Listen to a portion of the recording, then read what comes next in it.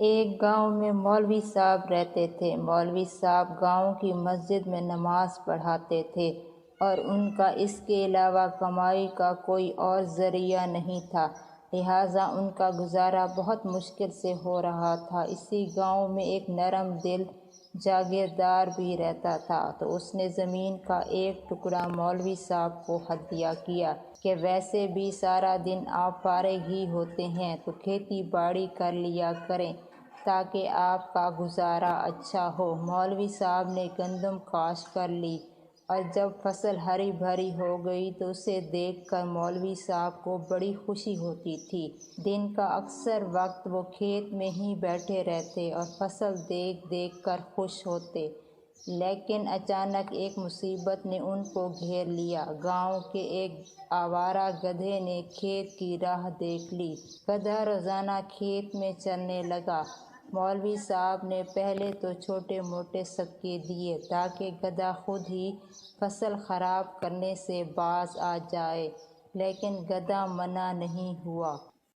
پھر اس نے مختلف صورتیں پڑھ پڑھ کر پھونکنا شروع کر دیا، لیکن گدھا پھر بھی ٹس سے مس نہیں ہوا۔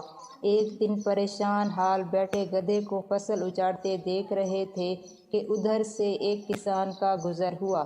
گدھے کو چرتا دیکھ کر کسان نے پوچھا، مولوی صاحب آپ عجیب آدمی ہیں، گدھا فصل تباہ کر رہا ہے اور آپ ہاتھ پر ہاتھ دھرے بیٹھے ہیں۔ مولوی صاحب نے عرض کیا، جناب ہاتھ پر ہاتھ دھرے کہاں بیٹھا ہوں، ابھی تک ایک مرغی اور بکری کے بچے کا صدقہ دے چکا ہوں اور کل سے آدھا قرآن شریف بھی پڑھ کر پھونک چکا ہوں، لیکن گدھا ہٹتا ہی نہیں ہے۔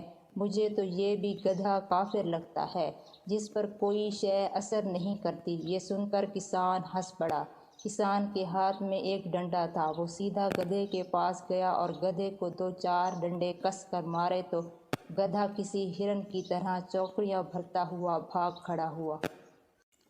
کسان نے کھیت سے باہر آ کر ڈنڈا مولوی صاحب کے حوالے کرتے ہوئے کہا، مولوی صاحب قرآن گدھوں کو بھگانے کے لیے نازل نہیں کیا گیا، گدھوں کو بھگانے کے لیے اللہ تعالیٰ نے یہ ڈنڈا بھیجا ہے۔ ہم پاکستانی بھی عجیب ہجوم ہیں، ہمارے گدھے حکمران کروڑوں نہیں بلکہ اربوں لوٹ کر چلے جاتے ہیں اور ہم صرف دعاؤں اور صدقات و خیرات کے بل بوتے پر ان گدھوں سے چھٹکارا حاصل کرنا چاہتے ہیں۔